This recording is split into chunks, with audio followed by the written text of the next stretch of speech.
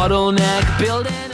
Well, hello, everyone. Welcome. You've done it. You found it. Against all odds, you have placed yourself squarely in the sights of the podcast that kicks the cool to the curb. This is Kick the Cool, and it's a great place to be. I am your little brother, Wopsle.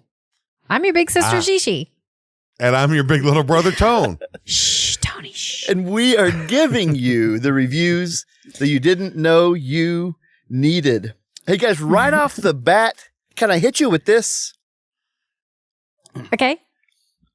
Hit us. Hit us. It surely was a Shawshank Redemption.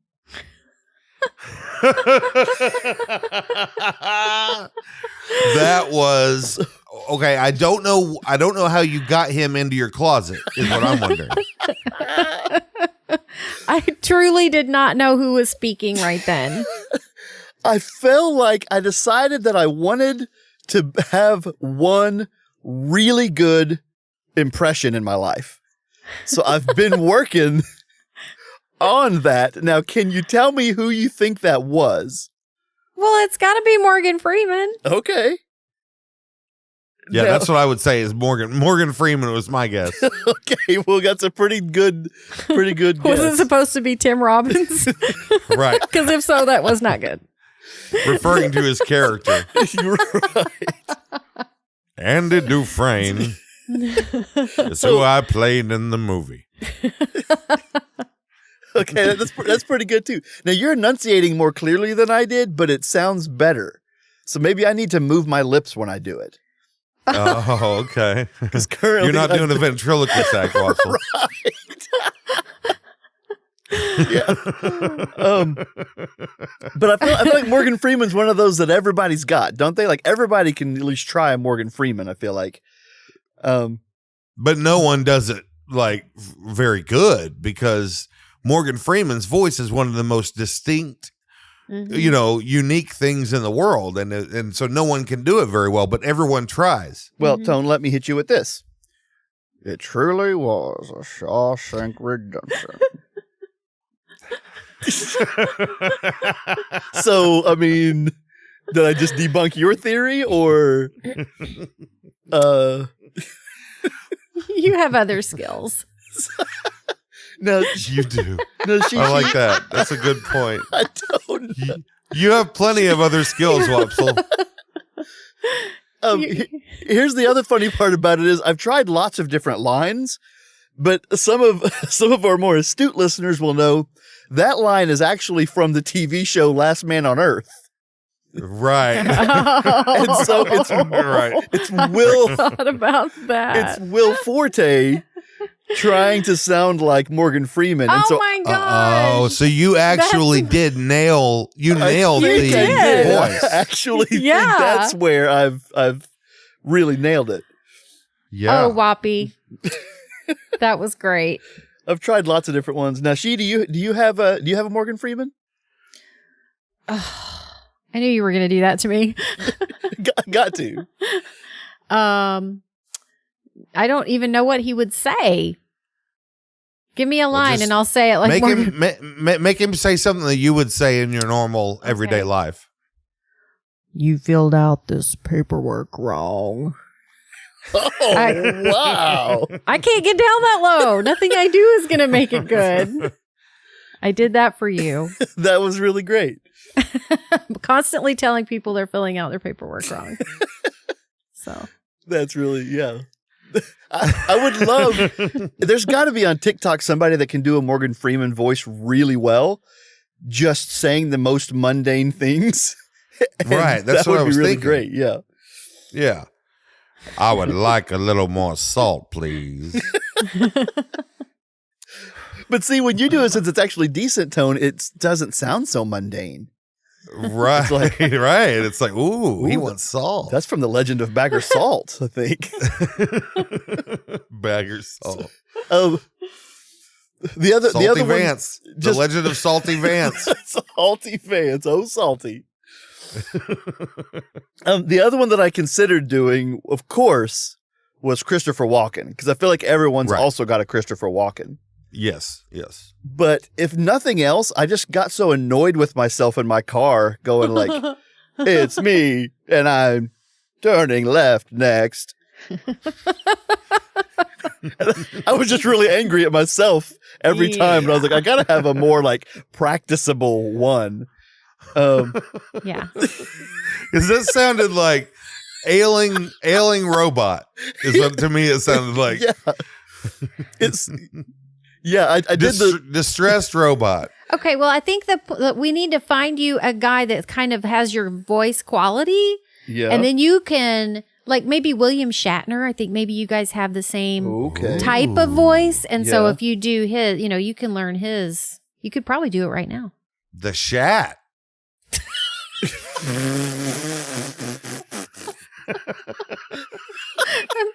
Puts a different spin on things.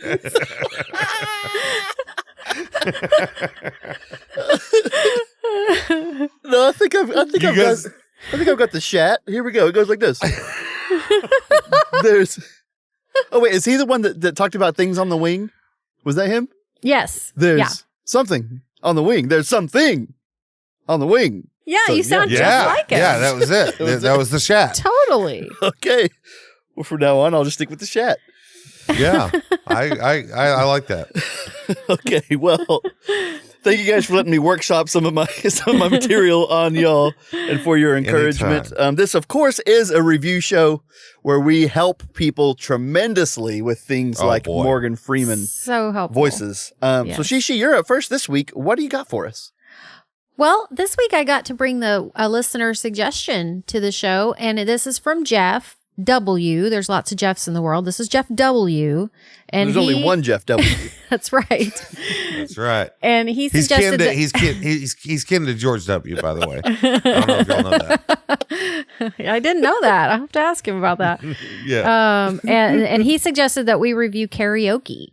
And I think that we all know a little something about karaoke. Okay. Mm-hmm. Okay. Whoop whoop.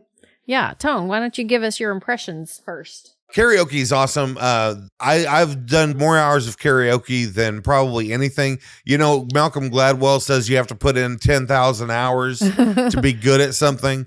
I think I'm at about 2,000 hours on karaoke. Wow. Okay. And that's my highest. Yeah. So. Oh, I didn't know that about you. What about you, Whoppy? You sing karaoke very often? I kind of like to. My downfall with karaoke is I always want to play like the interesting song that people are going to be like, oh, this guy has eclectic taste. Yeah. Uh-huh. But that's the exact wrong song for karaoke. Yeah. That's right. Yeah, when you're doing like the last track on the first Mumford & Sons album that no one ever heard. Right. Is that available on karaoke? So cool. And everyone's like, that's fine, I guess. But yeah. The two pitfalls that I always run into are, number one, the key. I can't sing a man's song a lot of times because the key is just a little bit too low. So I can't go up higher and I can't go down low. So I just get stuck. And then you're up there in the spotlight. Like everybody's waiting for you to be good or not, whatever. Oh, here it comes. Here it comes. Right. I got friends in places. Right. So, and then also, I really hate picking a song that has a really long instrumental break. Oh, mean, then what do you do? What do you do? Standing up there. I'll tell you what I do. Every single time I turn around, I look at the screen, and I go, instrumental break, instrumental break. You know what I do? I stand there and put my arms down by my side until it's over. Just stiff as a board. Just suitcase arms, just waiting for their turn again. At attention. Okay, now it's time to sing again. Yeah, and then I'm animated and it's great. I think I tend to think of it too seriously, like I really need to impress these people. Right. Well, I do too. Yeah. Do you do that, Wopsle? Yeah, I do, because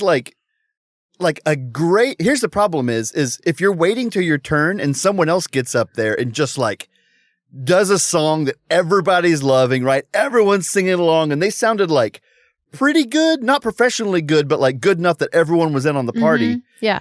then you're like, I mean, I've got to get up there and like get the party, keep it going. And it's just a lot of pressure. really Instead, is. you might choose "Welcome to the Jungle" because that's one of your favorite songs, and then you have to do the opening scream, and it just you lose them. The party's over. Right? They're like, "What is happening?" I have. Hey, tell me this. Yeah, right. They're like, hey, is there a doctor in the house? Yes. Something is not right about this situation. It's 12 cats in a trench coat up here got on stage somehow.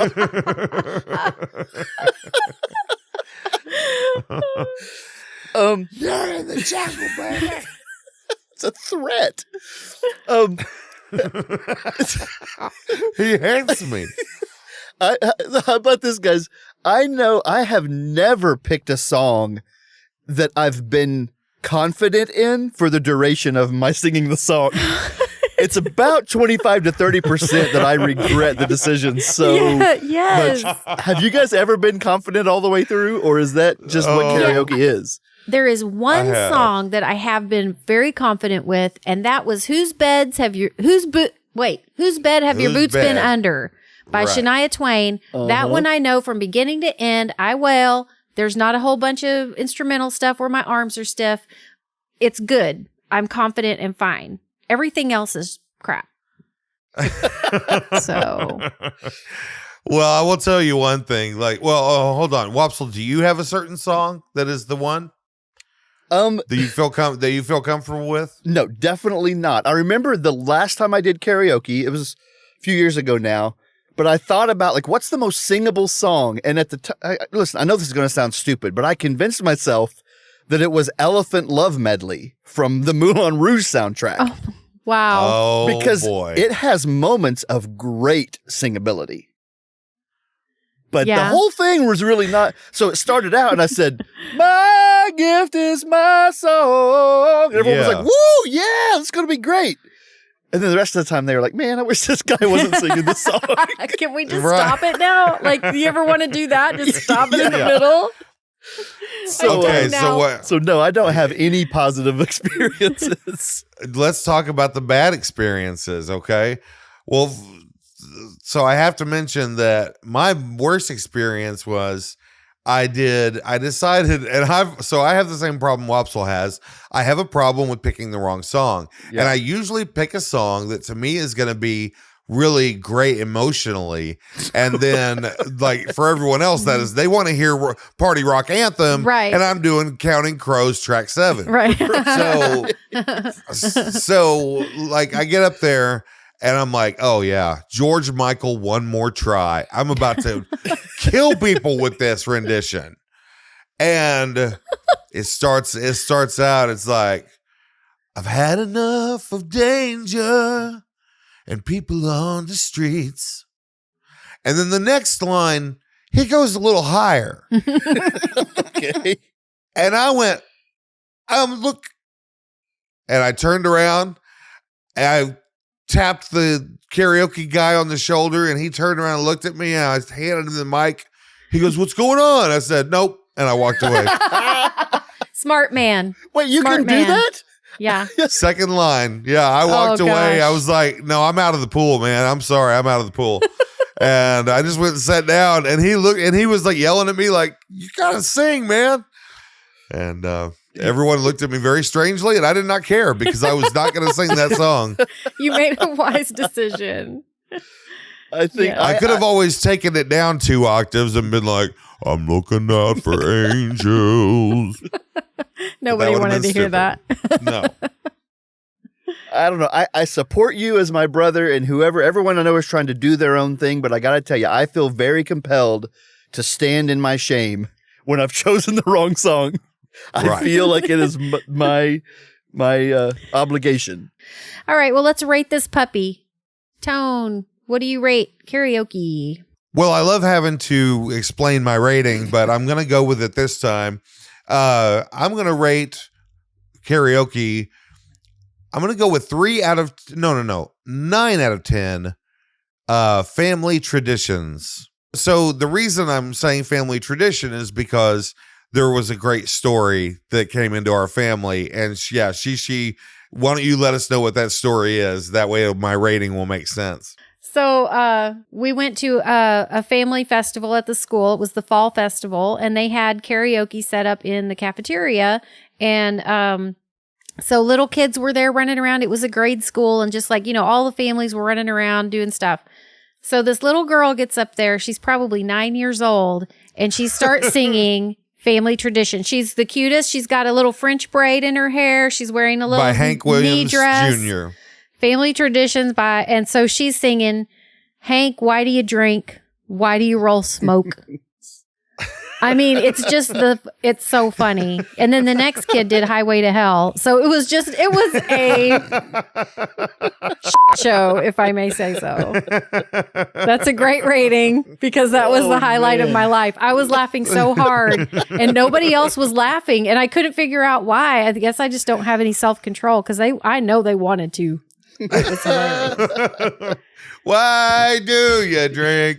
Why do you roll smoke? And I wonder if she actually knew that she shouldn't have been singing that song in front of everyone. Like when she's reading the words, I didn't know it said that.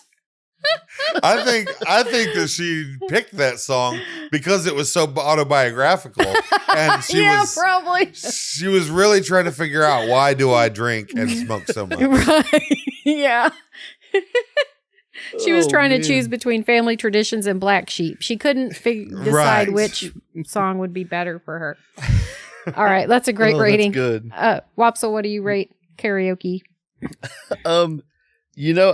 It's what it makes me think of. I've got to rate karaoke 13 out of 19 regrettable song choices. Yeah, that's right. That's great. That is. Someday. All right, I'm going to rate karaoke half of the key signatures because I can sing in those. I'm not going to rate it the other half of the key signatures that I can't sing in. So half the key signatures. Yes. Yeah. That's my rating. I'm so excited to go karaokeing with you guys. Oh, it's going to be the greatest. We're going to suck so hard. It's great. It's going to be great. It's going to be awesome. Karaoke's really for yourself. It's not for the other people, right? Yeah. That's right. And if you could go ahead and learn the other part of Elephant Love Medley, then we'll just duet that puppy. Okay. It just feels so bad the whole time. Well, thank you to Jeff for sending that suggestion in. We would love. Thanks, Jeff. Yep.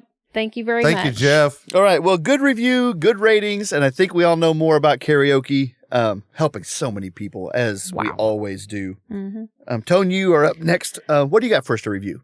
Well, today, in order to help as many people as possible, I know we've already helped a big ton of people. Okay, I know that.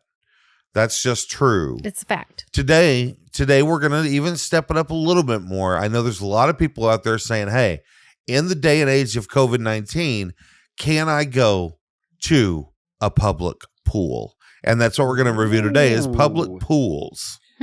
Public pools. Yeah. So what is your first thoughts about public pools, sir? Man, I don't think there's a lot of people in my generation. I'm still in my 30s. I don't think public pools are as big of a deal, but in Prague, Oklahoma, our hometown, I grew up going to that pool and loving it. I literally learned how to swim in that pool. You go down and touch the drain. You'd think that you were going to impress all the hot moms that you thought oh yeah, they're going to really dig 11-year-old Wopsle's cannonball. Right. But it was just such a unique thing that I'm sad that kids won't get to experience. I love the public pool. It was $2 to get in all of my years growing up. And so it's just if I had a hold of $1 or something, I'd be like, just one more dollar, I'm going to get in that pool. Uh-huh. Oh, I love the pool, Tone. Now, it would be very different if you owned a pool at home. That would make your appreciation of the public pool probably a lot less, but we never had a pool, so it was definitely a cool thing. Shishi, what do you think about the public pool? Okay, I have a few thoughts. First of all, Wopsle, I've been to the public pool lately, and there it is just as crowded as it ever was. The one in Shawnee is the one we go to now. I mean, it's been a few years, but yeah, I used to take the kids all the time. But the thing I remember about the preg pool is that we had a giant devil face painted on the bottom of the pool. And so, we would play games on that face. Like you had to stand on their nose and you had to touch their eyeball and you know. Oh, yeah. Yeah. And the reason I have to admit, it wasn't a Satanist pool. It was the Preg Red Devils was the mascot. So they were we Satanists. were the Red Devils So growing anytime up. we reference a devil, that's what we're talking about. So. Every time. Gosh, just but there are so many, sensory memories that I have of that place that I couldn't get anywhere else. Like the smell of the wet concrete in the dressing rooms and the lockers clanging and, the slap of your wet feet on the concrete and Right. Screaming, echoing screams. When they tell you not to run, but you do that really weird duck thing where your feet slap really hard. Yes. Yeah. You also do that when the pavement's very hot. Yeah. Well, Tone, do you remember it as fondly as we do? No, not as fondly, I will say, because I had, until a certain age, I had a fear of the water. And so the public pool was usually a better place to swim than, say, the lake, because if we were at the lake, a lot of times we were with our cousins. And our cousins... Oh, you were getting dunked, and that was it. You were getting dunked at least 10 times in a row, and you would literally drown, and then they would save you, and then be like, weakling. Baby. Yeah, baby. And so I was definitely a little happier at the public pool. You but I had something to hang on to. Right. But I was too scared of the dives, even the low dive. I wouldn't jump off the low dive because I was too scared. So for me, it lost a lot of its luster because those two diving boards were always staring at me going, ha, you'll never defeat us. Right. But we had a lot of fun in the shallow end. I mean, I was scared of the water too for a long time. Don't diss the fun we had in the shallow end. And that's true. Doing that little hand over hand crawl around the entire edge. You went in the deep end. You just stayed by the wall. That's true. Yeah. Yeah. Now I was I was not a shallow end guy. I was a diving board only all day long as it was open diving board guy. We'd play Drown the Rat, where someone had to tread water out there. And everyone's tried to dive as close as you could to them and hurt them. And so dangerous. Oh, so wow. fun. It was awesome. Yeah. And then the lifeguard best. told you to stop. No. Oh my gosh. You would think. No, it was MG up there, and he'd just be like, he was the judge of who won the biggest splash of Drowning the Rat.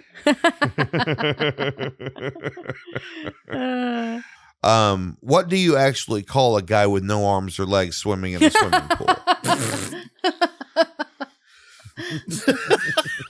You really want me to answer it?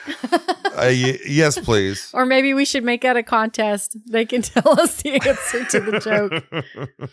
Well, here's my problem with that. Historically, the answer is Bob, right? Mm-hmm. Right.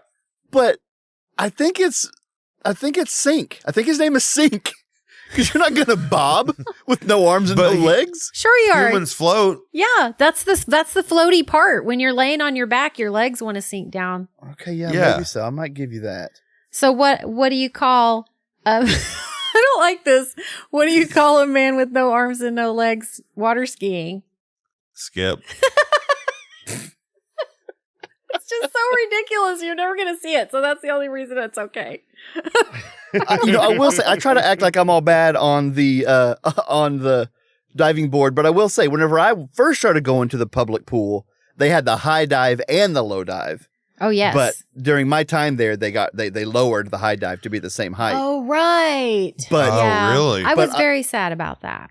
Well, yeah, but it was the right call, I think, because the high dive's dangerous. So I was so confident on the other diving board that I got up there and I feel like the swimming pool is going to put your insecurities and shortcomings on display to your friends in the most matter. Yes. And so I got up, climbed up the ladder. It's so weird that you're waiting in line on the ladder. At least that's how we were back in the day. So there was 10 kids on the ladder. And I finally got up there and walked to the edge, and I couldn't do it. I thought I was all, I was all tough, and I wasn't. And so I turned it around to go back down. And not only would it have been hard to go back down, but there's 10 kids on the ladder. So it's impossible to go back down. And so the person at the top was like, sorry, man, you can't go back down. You got to jump. And then I'm glad that this could have ruined my entire experience and I would have had to move to a different country because my next move, I wish I could say it was jumping off the high dive, but it wasn't. Instead, I yelled out to the lifeguard and told on the kids on the ladder. And the lifeguard came around and made everybody back down the ladder so that I could get down and not jump off. That's the softest move ever. The worst. I can't believe I survived that somehow. I mean, yeah. Oh, the fact that man. you had any modicum of popularity amazes me. Oh, I still like, oh, it's the worst. Maybe the worst, most embarrassing moment of my life was Right. telling on the kids on the ladder so I could get back down.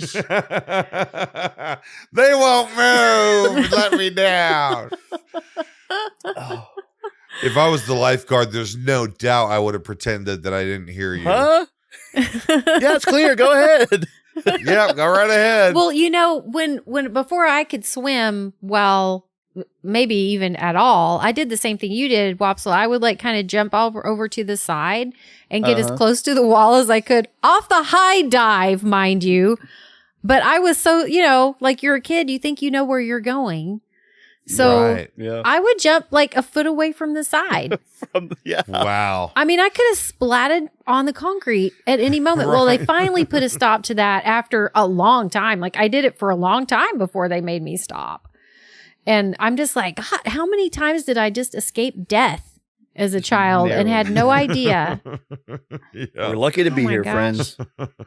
Hey, Tone, I just wanted to ask, what made you choose this topic? This is a great topic, but you didn't really talk very much. So I kind of feel like it was a generous topic where you wanted us to tell the stories.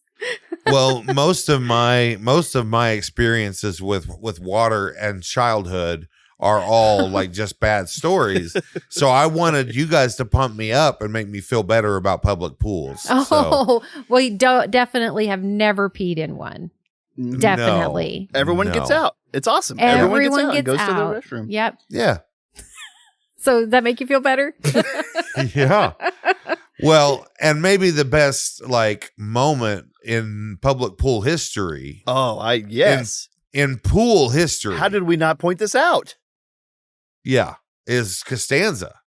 Oh. Okay. Never mind. Yeah. I've got it. I have a movie in mind, but Costanza is very notable. Remember that I Yes. reviewed him, Yes. and I'm not sure that we mentioned this part. So Yeah. Right. But of course he says I was in the pool is a famous line. Uh-huh. And that's very much the case, you know. We've all run into that. And then Yeah. later on, we know when he's retelling that story in order to get that apartment. So he's talking about how bad his life is he says it this way. He goes, and there was significant shrinkage. Right.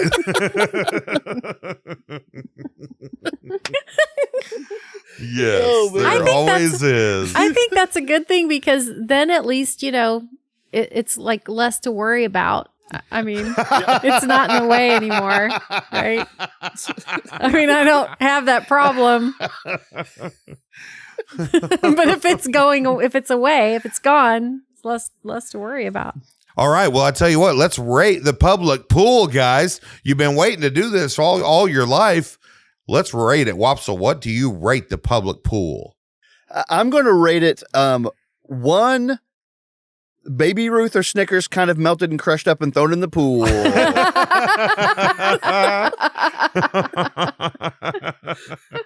Because people were always doing that.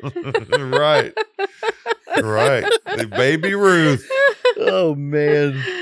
Oh man. Yeah. Oh, yeah. Yeah. Shishi, what do you rate public pools? Well, now I feel like I have to rate it a snack too because I had a special snack. And Yeah. it was I'm going to rate it 15 snow cones, 15 rainbow snow cones from across the Rainbow street. snow cone. Mhm. Mm-hmm. Yeah. Okay. Well, I'm going to rate them 1 giant corn dog. Corn dog. Did they have corn dogs there? I don't know. Let's call it corn dog. All right. Well, thanks, Tone. That was a good was a good one. review that certainly helped a lot of people. Before we go to our last review, though, we do have to go to our 5-star review. Oh, yeah. Let's go. Yeah. Oh, yeah.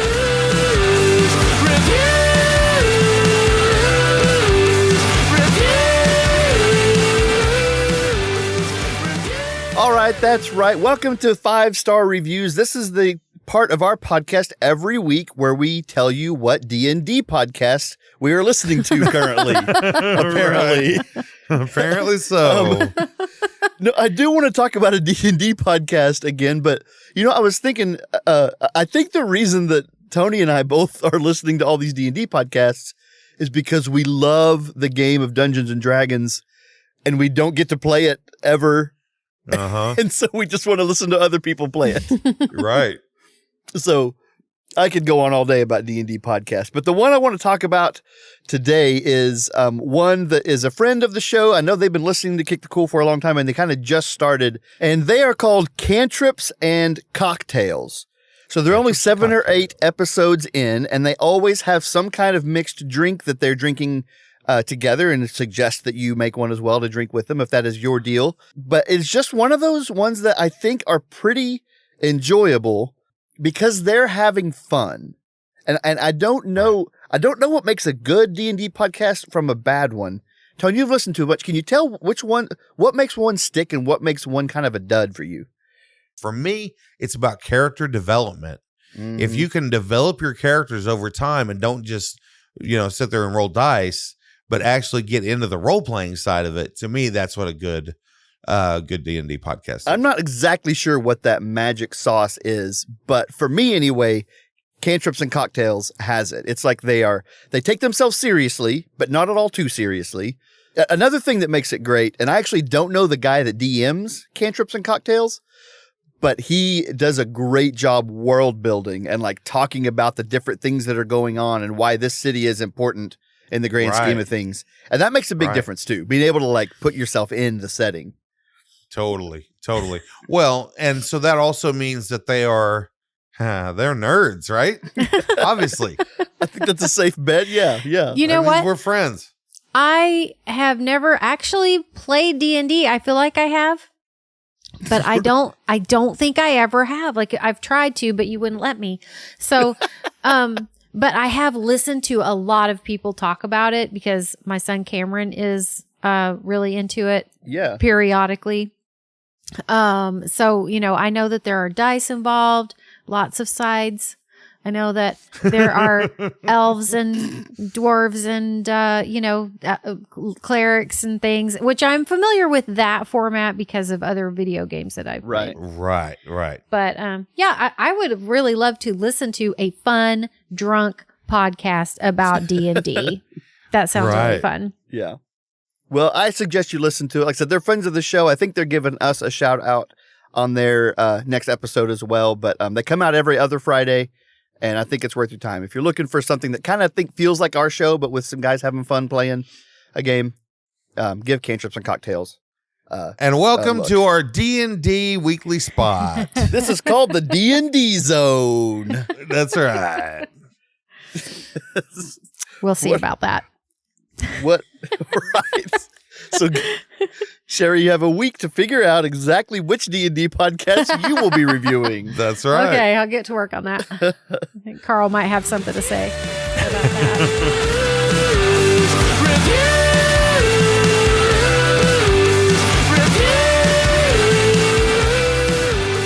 All right, well, I'm up for our last review this week, and I want to talk about something I love, and they are the rants that coaches and players do at a press conference, often at a post-game press conference.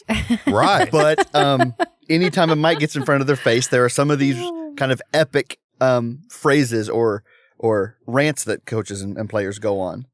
So, Shea, are you familiar with these? Do you feel like you know about these?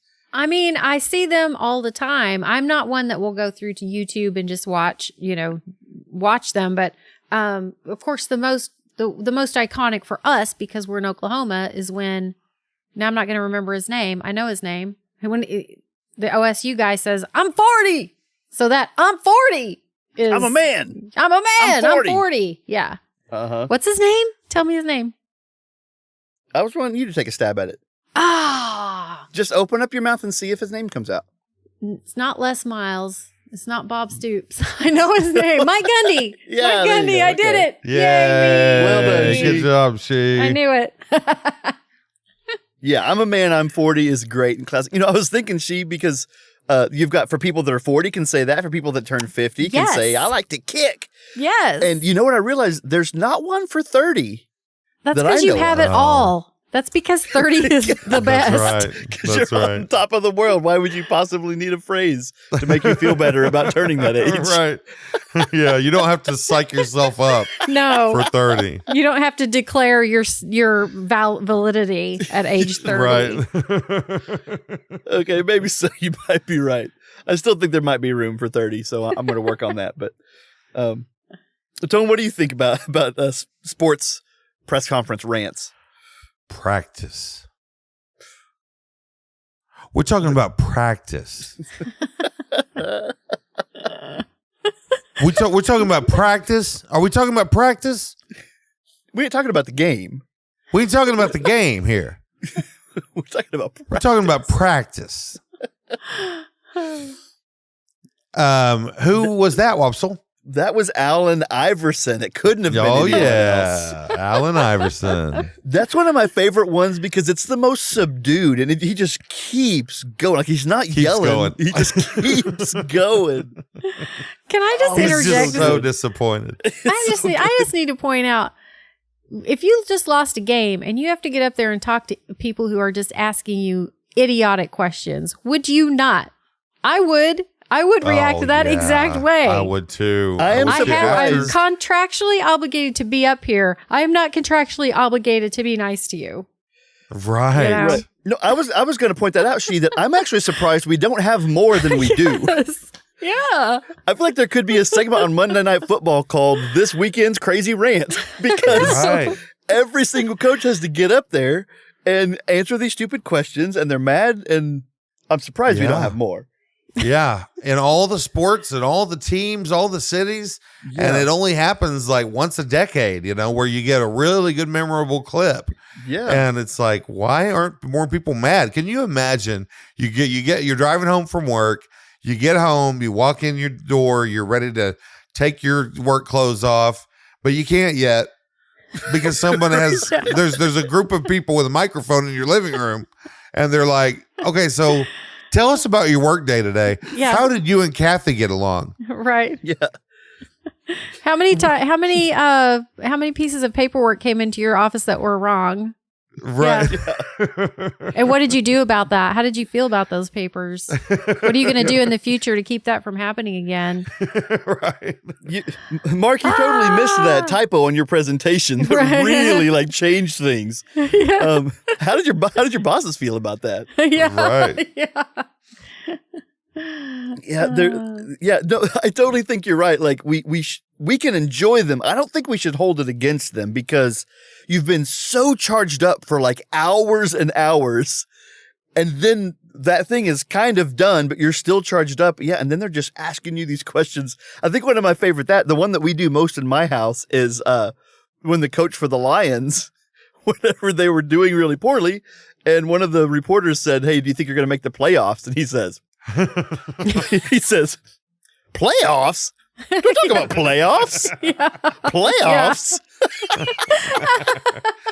Oh, It's man. so good. Like That's it's a such a classic. great moment where people are just themselves and raw. It's so good. Well, one of the best ones for me, of course, is Dennis Green, head coach. Yeah, I think he was head coach of the Cardinals at the time. He was, Yeah, and of course he did he got asked a question and he did the old, "They are who we thought they were. They are who we thought they were." Oh yeah. Yeah, the Bears were undefeated and Cardinals had them beat, and then they lost it at the last little bit. Right. And he said, "They are who we thought they were, and we let them off the hook." And we let him off the hook. Yeah. So good. Oh, I'm just trying to imagine myself reacting that way to stuff in my office, just that echoey building and, Uh-huh. just Oh my gosh. Yeah, I think the papers coming in that you got to send back, like you were saying, that's something that could probably get like an office post-game rant going. I was trying to think of things in my day-to-day life that would get me a post-game rant that would be worthwhile. Actually, that's not, I don't mind redoing the paperwork. It's fine. Actually, I know exactly what mine is.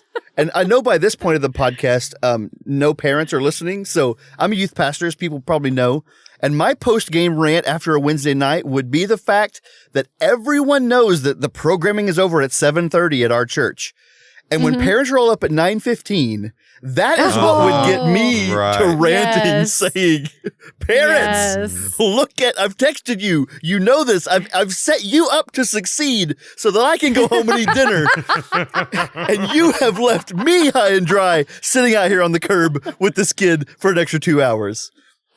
That would be mine. 9:15. I'm pointing at my watch. 9:15. We're talking about 9:15. We ain't talking about 8:15. We're not talking about 7:15. I'm talking about 9:15. Yeah. The good thing about the rant is it's like post moment, Right. making you recall it. So that's why I'm thinking now, like the rant would be the parking lot at Walmart rant about the person that went through the 10 items or less lane with a cart full of 70 things. And I want to hear someone rant in the parking lot about what just happened in there. Yeah, Yes. only you're also taking it out on whoever's in front of you when they say, Right, what happened? What do you feel about that? And then you take it out on them. Yeah. Like when I was at Walmart and for some reason, for like 3 consecutive visits, I had some maskless lady in cutoffs and a tank top, different ladies, okay? 3 different times, get like within 2 inches of my body while I'm trying to pay for my stuff and throwing her stuff down and just starting to talk to me and looking around. And I'm like, she's trying to steal my credit card. So and then I go out to the car. First, I'm like, back off, please. And she's like, ah. And so, then I have to rant when we get out to the car. She was a seagull. Turned out she was a seagull. Right. She said, Not a seal, a seagull. I can't do a seagull on purpose. Oh, okay. Pardon me, seagull. I thought I was going to have to fight a lady. Okay. 3 consecutive times at Walmart. But then I go out to the car and rant to Maggie because she was there. It's all good. I didn't get the COVID. Didn't fight. That shows you just how nice we are, though. You got in this big fight with this person, and then you call her a lady. I almost fought a lady. This is supposed to be a clean podcast because I had other choice words for her. Oh, okay. But you're also just a kind person that chooses to call people things better than they deserve. So that's right. Yeah, but you guys didn't see me at the Walmart those nights. I was ready to fight. Been a long time since I was that mad. Yeah, that might maybe the closest thing we get to an in real life press conference is whenever someone was waiting for us in the car and something happens to us in the store. Yeah. Then when we get back in the car and we're just going off about it. That's a pretty close approximation. That's the best. Yeah. Yeah. Yeah. Well, I think we could go on a lot of. I wanted to talk about the real life examples about these rants, and so I think we hit that. And as with every review we do, I hope we're putting more of that idea into the world, that more people would rant about everyday things, because I think that would make the world a better place. So, not about dumb stuff like missing your mask, but like come home and rant about your coffee creamer being out or something is what I mean. That's right. That's right. Yeah. So your poor wife. No, listen. Our youngest kid is 3 still, so we have the same rant every night. It's just how could he? What did he do? Can you believe it? What? We also have a dog that's pooping in the house. We just rant back and forth, and it's really a healthy thing. I think it's strengthened our marriage tremendously. Yeah. Yeah. Today was the first day ever that Coda, my son, peed in a cup in the car because he couldn't make it home to the bathroom. So just stood up in the back seat and peed in the cup, and I was pretty proud. Yeah. So that's awesome. That's where we're at. just a step of manhood right there. That's a North of Payton deal right there, isn't it? Right, yeah. Yeah. So, all right, well, let's rate this puppy before we get going. Shishi, what is your rating of press conference rants? I got to rate it 40 out of 40 because I'm a man and I'm 40. Man, I'm 40. Come after me. Now, Wopsle, won't you be actually saying this phrase come December? This is my 40 year, and I That's am what I excited to be able to lean into that. Yeah. I'm so Yes. excited for you to be 40 finally. Oh my gosh. Tone, what do you rate press conference rants? I'm going to give press conference rants a B+. Nice. Yeah. But two things before my rating. I have a really good friend. He's a roughneck at OU, and his name is Rants. Oh. Oh. And so every time we've said press conference rants, I'm thinking about him, like as a character at a press conference. I don't know what he's doing, but that's press conference rants. So I'm pretty sure his mom and dad listen. So if you guys listen, tell him that I thought about him while talking about press conference rants. Start calling him PC. PC rants. But my rating for press conference rants is one that I was afraid we weren't going to have any of the rants that I know well still left on the table after we discussed them. But there is one. It's when I rate it Herm Edwards. You play to win the game. Yeah. That's why you play the game. You play to win the game. Oh man, they're all just so good. If we're gonna have a call to action at this episode, let's people go share on Facebook and tag Kick the Cool their favorite press conference rant, because I would like to watch those all week long. I need them in my life. Maybe we'll share some of our favorites just because it's fun and get everybody a good laugh. Okay, well, that is going to do it for this episode of Kick the Cool. Listen, if you want to be like Jeff and help us out and give us a review that is like burning in your heart, we're here for you. You can send that review idea to reviews@kick.cool. You could be on next week's episode. Yeah, and of course, we really want to thank Jeff for sending in that suggestion. Everybody, please send us your suggestions.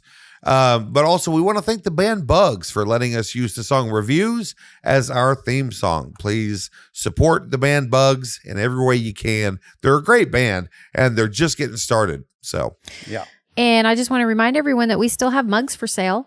If you go to our website, kick.cool, and there's a little coffee icon on the bottom right, click that and buy us 4 or more coffees. I will send you a mug. Yeah, you will. that's right. What up? That's right. Well, we are so glad you have spent this time with us. We hope that your week is incredible. But until then, hey, everybody, I'm Wop. I'm She. And I'm Tone. We love you. Bye. Love you. Bye. Love you. Bye, everybody. They're awesome. You'll feel better.